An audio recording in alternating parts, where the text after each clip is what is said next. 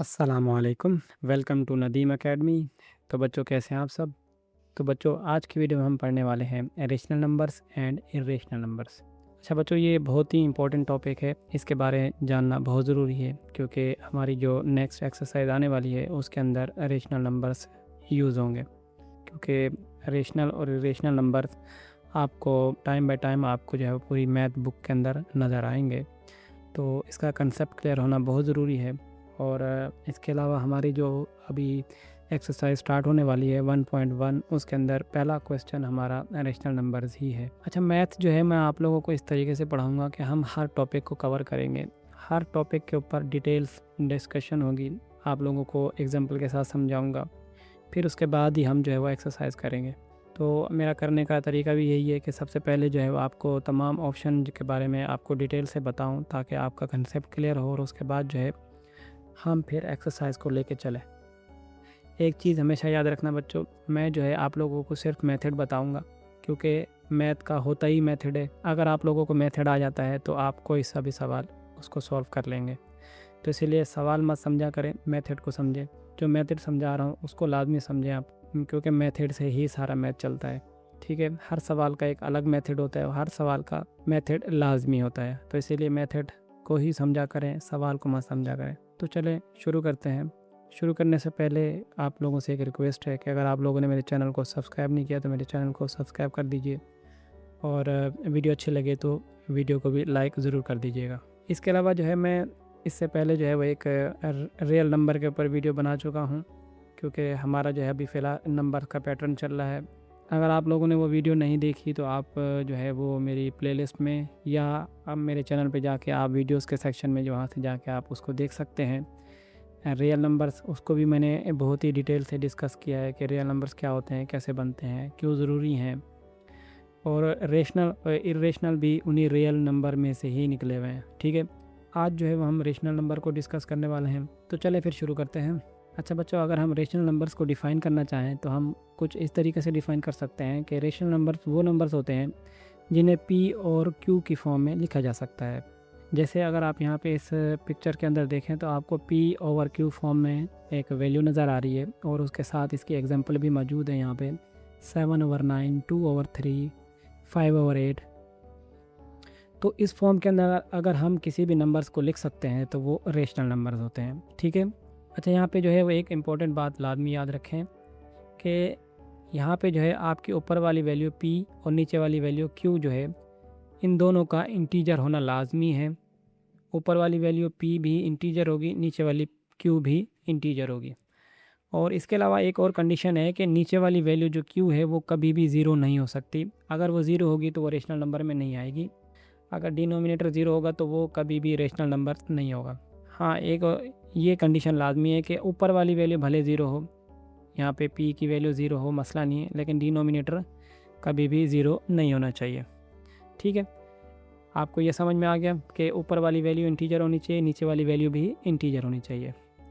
मतलब नोमिनेटर और डिनोमिनेटर दोनों इंटीजर होने चाहिए, और नीचे वाला डिनोमिनेटर कभी भी ज़ीरो के बराबर नहीं होगा। ज़ीरो से बड़ी वैल्यू होगी, ज़ीरो नहीं होगा। ठीक है। अब बहुत सारे बच्चों ने जो है वो पिछली वीडियो नहीं देखी होगी जिसमें मैं इंटीजर्स के बारे में बता चुका हूँ, तो मैं यहाँ भी थोड़ी शॉर्ट डिटेल बता देता हूँ। इंटीजर वैल्यूज़ ऐसी वैल्यूज़ होती हैं जो डेसिमल में नहीं होती। डेसिमल के बगैर जो भी वैल्यूज़ होंगी वो इंटीजर वैल्यू कहलाएंगी। शर्त यह है कि वो स्क्वायर रूट या बाकी चीज़ों के अंदर ना हो, सिर्फ सिंपल वैल्यूज़ हो, जैसे 1 2 3 4 5 काउंटिंग होती है। इंटीजर वैल्यूज़ जो है वो आपकी पॉजिटिव भी होती है, नेगेटिव भी वैल्यूज़ होती हैं इसके अंदर। ठीक है, मैं आपको पिछली वीडियो में बता चुका हूँ इसके बारे में।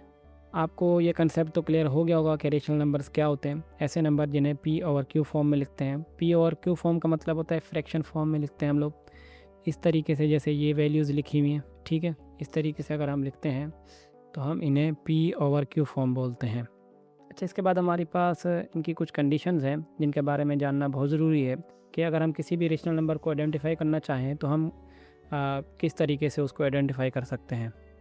तो इसके अंदर पहली कंडीशन जो आती है वो पी ओवर क्यू फॉर्म में आती है कि आपके पास जो वैल्यू है वो पी ओवर क्यू फॉर्म में होना लाजमी है। और इसके अलावा आल इंटीजर जो है वो रेशनल नंबर्स होते हैं। अच्छा, इसकी पहली कंडीशन ये है कि आपका जो वैल्यू है वो पी ओवर क्यू फॉर्म में होना चाहिए। पी ओवर क्यू फॉर्म मतलब नोमिनेटर और डिनोमिनेटर में होनी चाहिए।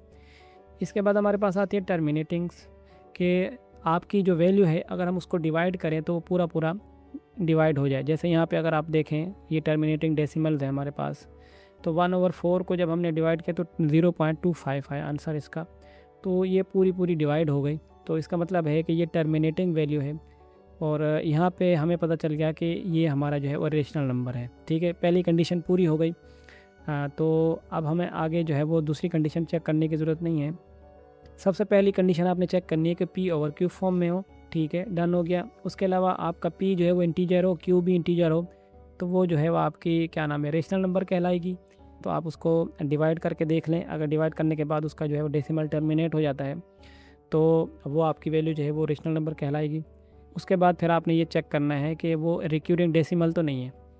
रिक्यूरिंग डेसिमल ऐसे डेसिमल्स होते हैं जिनके अंदर वैल्यूज़ सेम रहती है, चेंज नहीं होती। जैसे हमारे पास अगर आप यहाँ पे देखें तो 1 और 3 को जब हम डिवाइड करते हैं तो 0.33333 की जो एक कंटिन्यू है वो चलता जाएगा। डेसिमल के बाद की वैल्यू जो है वो एक ही जैसी रहती है और वो चेंज नहीं होती। ठीक है, तो इन्हें हम रिक्यूरेंट डेसिमल कहते हैं। अगर आपकी वैल्यू डिवाइड करने के बाद रिक्यूरेंट डेसिमल के अंदर आ रही है तो वो भी आपकी जो है वो रेशनल नंबर कहलाएगी।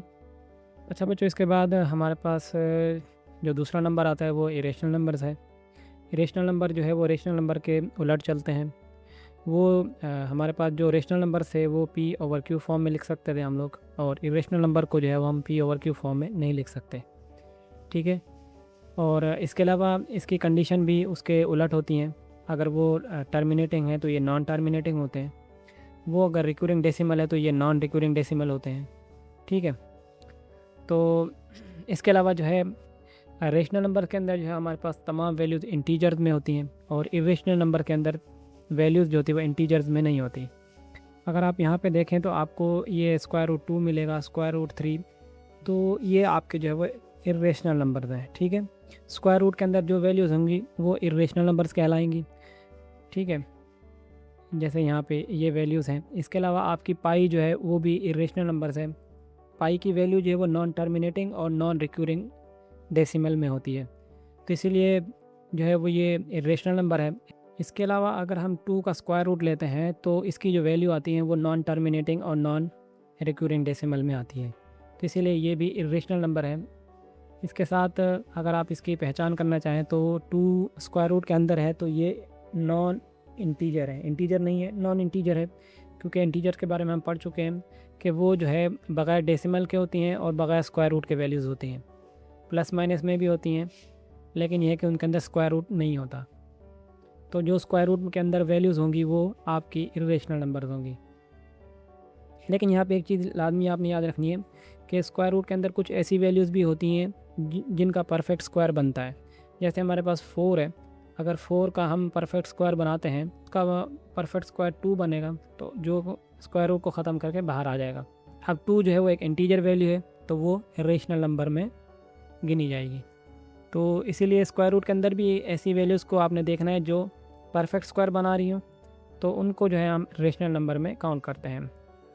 इसके अलावा बाकी वैल्यू जो भी परफेक्ट स्क्वायर नहीं बनाती, मतलब कि उनका डेसिमल जो है वो नॉन रिपीटिंग और नॉन टर्मिनेटिंग आता है, तो वो जो है हमारे पास इरेशनल नंबर्स कहलाती हैं। ठीक है, अगर हम इनकी एग्जांपल देखें तो आपके सामने ये वैल्यूज़ हैं। जैसे 2 स्क्वायर रूट की वैल्यू 1.4132, इस तरीके से जो है वो एक जो है वो नॉन टर्मिनेटिंग वैल्यूज़ जो है वो आ रही है और ये कंटिन्यू चलती रहती है। ठीक है, और इसके अलावा अगर आप देखें तो इनकी वैल्यूज़ के अंदर कोई एक ख़ास पैटर्न या कोई रिपीटिशन नहीं आ रही। ठीक है, इसी तरह 3 के अंदर भी देखें तो यहाँ भी आपको जो है वो वैल्यूज़ नॉन टर्मिनेटिंग के अंदर मिल रही है।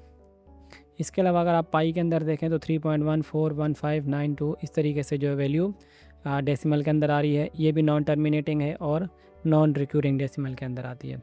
तो इस तरह की वैल्यूज़ जो डेसिमल के अंदर हो और परफेक्ट स्क्वायर भी ना बनाए, उन्हें हम इरेशनल वैल्यूज़ कहते हैं।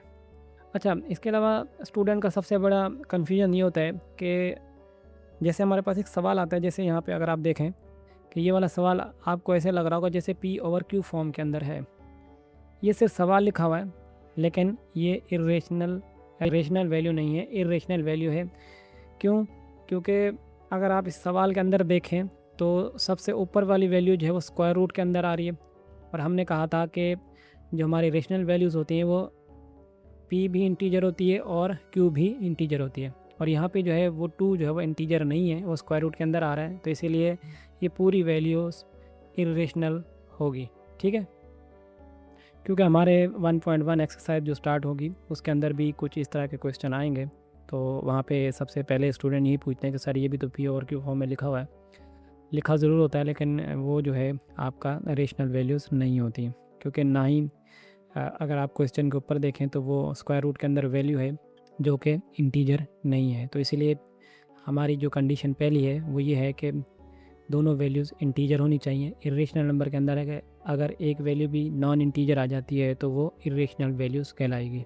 तो इसके बाद आपको एक आसान सी ट्रिक मैं बताता हूँ ताकि आप लोगों को और आसानी से याद हो जाए। आसान ट्रिक ये है कि अगर नंबर p और q फॉर्म में दिया हुआ हो और p और q दोनों जैसे यहाँ पे ये वैल्यू दी हुई है आपके पास 2/3, तो यहाँ पे देखें ऊपर वाली वैल्यू p है, नीचे वाली q है, ऊपर भी इंटीजर है नीचे भी इंटीजर है। जब ये दोनों वैल्यूज़ इंटीजर में दी हुई हों तो आपने बगैर डिवाइड किए बगैर कुछ कहे आपने सर ये कहना कि सर ये रेशनल वैल्यूज़ है। क्यों? क्योंकि ये हमारी जो है वो पहली कंडीशन पूरी हो रही है कि p भी इंटीजर हो और q भी इंटीजर हो। अगर डेसिमल दिया हो और डेसिमल जो है वो ख़त्म हो जाए, जैसे हमारे पास यहाँ पे ये डेसिमल वैल्यू आ रही है इस तरीके से, तो ये डेसिमल जो है टर्मिनेटिंग आ रहा है यहाँ पे 0.25 0.75, तो ये टर्मिनेटिंग वैल्यूज़ होती हैं। अगर किसी भी क्वेश्चन को आप डिवाइड करते हो, समझ लो कि इसको डिवाइड करते हो और जो उसका आंसर टर्मिनेट हो जाता है, ख़त्म हो जाता है, पूरा डिवाइड हो जाता है, तो वो भी रेशनल वैल्यूज़ कहलाएगा। इसके अलावा अगर आपके सामने कुछ इस तरीके से वैल्यू आए 0.33 वैल्यूज़ के मतलब कि एक पैटर्न बना रही हो और बार बार रिपीट हो रही हो, जैसे यहाँ पे ये वैल्यू है, ठीक है, तो इसको भी हम क्या कहेंगे? इरेशनल वैल्यू कहेंगे, क्योंकि हमने पढ़ा है कि इसकी जो कंडीशन होती है रेशनल वैल्यूज़ की, उसके अंदर जो है वो टर्मिनेटिंग और रिक्यूरिंग डेसिमल होना चाहिए, p ओवर q दोनों इंटीजर होने चाहिए। तो p ओवर q दोनों इंटीजर हैं और इसके अलावा जो है वो टर्मिनेटिंग है या रिक्यूरिंग डेसिमल, इन दोनों में से कोई एक होना चाहिए, तो वो वैल्यू रेशनल कहलाएगी।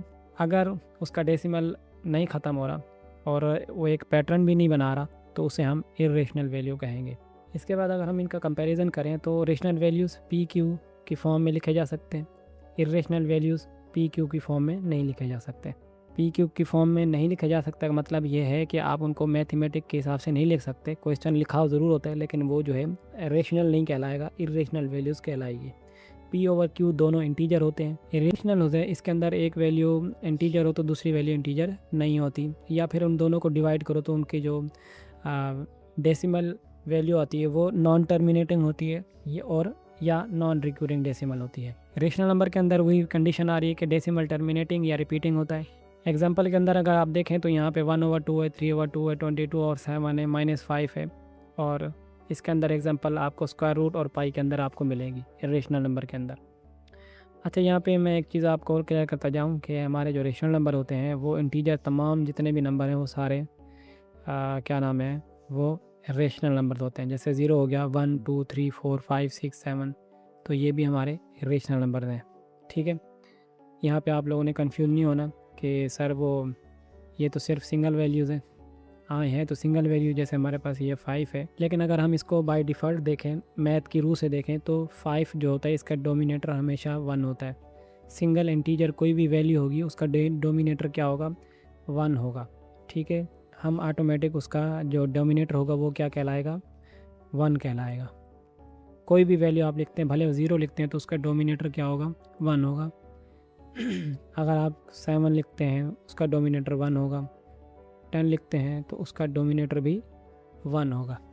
तमाम इंटीजर वैल्यू जो है वो आपकी रेशनल वैल्यूज़ कहलाती हैं, क्योंकि हमने कंडीशन में पढ़ा है कि इसका डोमिनेटर कभी भी 0 नहीं होना चाहिए। क्यू जो हमने ये वाला क्यू पढ़ा था, क्यू कभी भी 0 नहीं होना चाहिए। पी भले 0 हो कोई इशू नहीं है, लेकिन क्यू जो है वो 0 कभी भी नहीं होना चाहिए।